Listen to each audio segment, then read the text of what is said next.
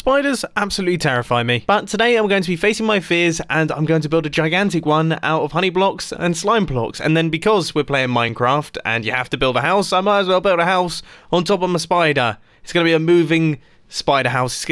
It's going to look hilarious. So first things first, research. We need to make sure that the legs actually move like spiders' legs. And it turns out that spiders' legs actually walk in a really weird fashion. So if we just watch this video in 0.25 speed, you can see that actually 4 of them move at once.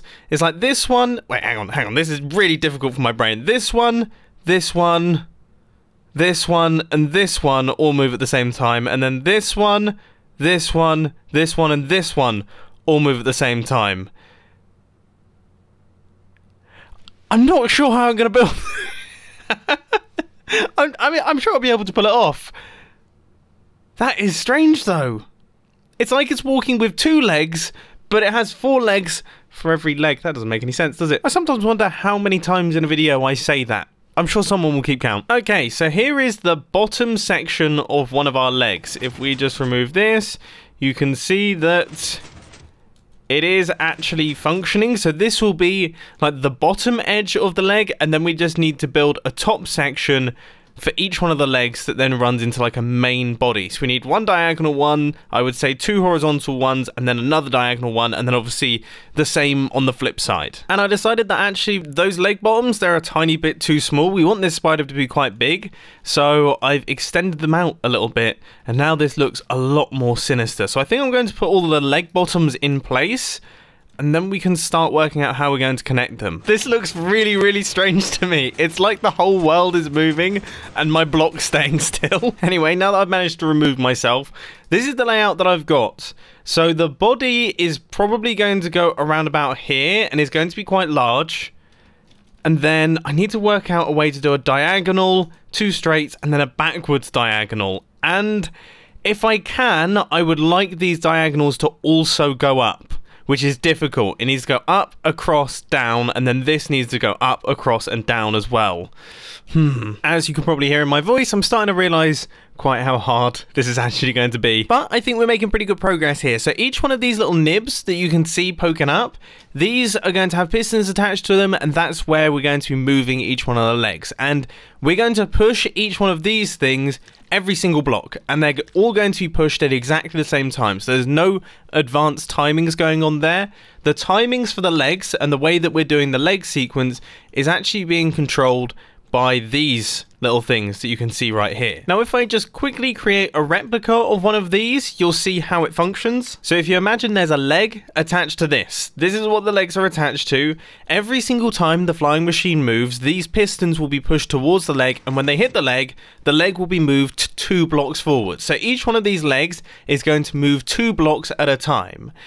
And then we're going to do it out of sync. Okay, so this leg will move 2 blocks forward, and then when the flying machine moves forward a block, obviously it's not going to move 2 blocks forward again, it's going to stay in the same place. But that's when this leg will move 2 blocks forward. So this one goes 2 blocks forward, and then on the next cycle, this one goes 2 blocks forward, then on the next cycle, this one goes 2 blocks forward, and then on the next one, this one, and you get the picture, but we're going to multiply that over the 8 legs that we have. That definitely seems confusing, and I know it seems confusing, even I myself, even I'm getting confused here. Let's just see if it works, shall we? First backup has been made, and in 3, 2, 1, go. Okay, that looked very, very good. And then if we do this again, we should now see this leg and this leg move. No way! Okay, so we actually have the sequence sorted.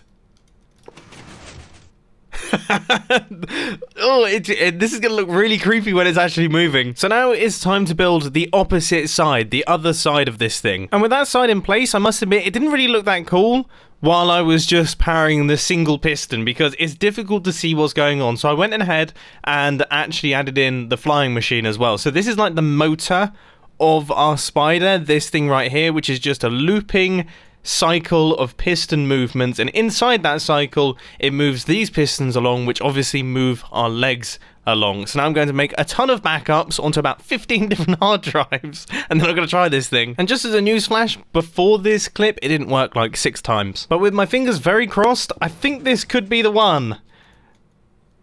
So there go the legs. Is that the right sequence? I think it is. So there is our spider. It's kind of horrible. I don't really like watching it move. It's creeping me out a little bit. And I must admit, when we add some bulk to this thing, it's going to start looking even more disturbing. In fact, this might be the first walking machine that I've ever made in Minecraft that looks a little bit strange and creepy. I wonder if I should do more of them. They are quite fun. And this one looks horrible. Or not, as the case may be. I actually think this has gone from looking quite scary to looking actually quite adorable. Look at this guy. Like, those are meant to be fangs, but they just... he looks quite sweet. I kind of like him. With that being said, I'm not actually sure he moves at this point in time. Let me give it a test. I actually don't have the highest hopes now that I've kind of realised how much I've added into this thing. There's got to be somewhere that it breaks. I wasn't expecting it to break that early, though.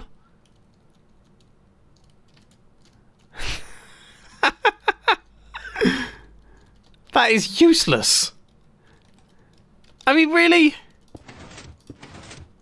Oh, so I went over the push limit immediately. Right, let's give that another go then. Or several. And by several, I mean this is the 12th attempt now.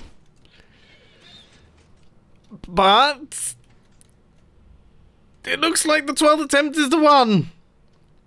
It looks like the 12th attempt is working and our spider is on the move. Okay, let's get to work on building this house then. But I do think it's worth mentioning that just the act of building a spider alone is actually quite impressive. You know, I feel like I should take some credit there. Especially when you watch this thing from above and you just see all of the pistons doing their thing.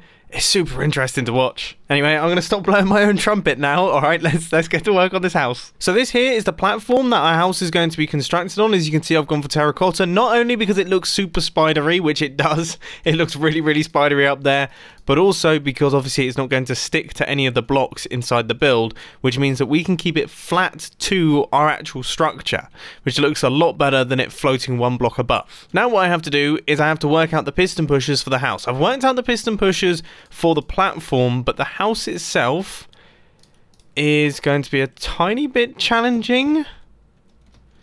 But I imagine we can do something kind of like this. So if we had slime there, that's about as high as I want the house to be. And then if we had honey on this side and we just pushed those blocks, that could be the way to go. And I sincerely hope that it is, because I have spent a lot of time trying to work out this system right here. But I think... yeah, I think we could be onto a winner. Oh, I mean, it's so difficult to tell. This has become such a jumble of redstone. I guess there's only one thing for it, really. And that, of course, is to place the updater button and see if everything breaks, which... it does. It does. This system does not work.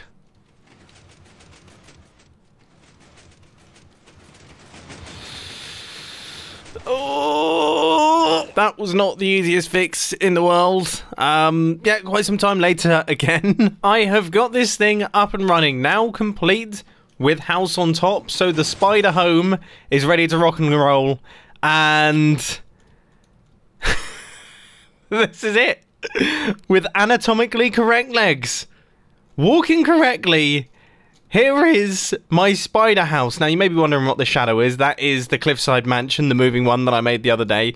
But I would say this is considerably cooler. You have no idea how long I have wanted to make an insect thing or a spider thing in Minecraft with these walking machines, but I just haven't been able to do it effectively. But now that we have the honey blocks, I was able to create a dense enough redstone contraption that it actually looks really, really cool. And this does this does look really, really cool. So I'm super proud of myself. I hope that you enjoyed this redstone video. Honey block madness is still continuing. I'm still addicted to these things, so I expect to see plenty more videos like this one. Seriously, I have like a notebook full of ideas for just ridiculous things that I can build now that honey blocks have been introduced into the game. This is, honestly, it's like Christmas came early. I'm so happy that Mojang listened to the community and stopped them sticking to slime blocks, because it's just the best.